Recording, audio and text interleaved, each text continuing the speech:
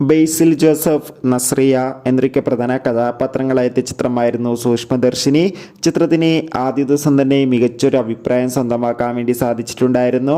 അതുകൊണ്ട് തന്നെ എല്ലാ സിനിമാ പ്രേമികളും ഒരേപോലെ സൂക്ഷ്മദർശിനി എന്ന ചിത്രത്തിൻ്റെ ആദ്യ ദിവസത്തെ Kerala box office collection report അറിയാൻ വേണ്ടി കാത്തിരിക്കുകയായിരുന്നു. ചിത്രത്തിന് ആദ്യ ദിവസം തന്നെ മികച്ചൊരു ബുക്കിങ്ങും മികച്ചൊരു അഭിപ്രായം തന്നെ ലഭിച്ചിട്ടുണ്ടായിരുന്നു.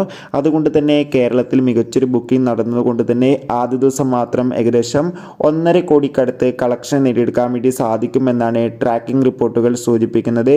എന്തായാലും ബേസിൽ ജോസഫിൻ്റെ സൂക്ഷ്മദർശിനി എന്ന ചിത്രത്തിൻ്റെ കൂടുതൽ ബോക്സ് ഓഫീസ് കളക്ഷൻ റിപ്പോർട്ടിനായി നമുക്ക് കാത്തിരിക്കാം. ചിത്രം കണ്ടവരുടെ അഭിപ്രായം കമൻറ്റ് ചെയ്യുക.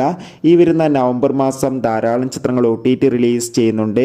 നമ്മുടെ ചാനൽ ഭാഗം പരിശോധിച്ചാൽ നിങ്ങൾക്ക് ആ വീഡിയോയ്ക്ക് കാണാൻ വേണ്ടി സാധിക്കും. അപ്പോൾ കൂടുതൽ സിനിമാ വാർത്തകൾക്കായി നമ്മുടെ ചാനൽ ഇപ്പോൾ തന്നെ സബ്സ്ക്രൈബ് ചെയ്യുക. അടുത്തൊരു വീഡിയോയിൽ കാണും വരെ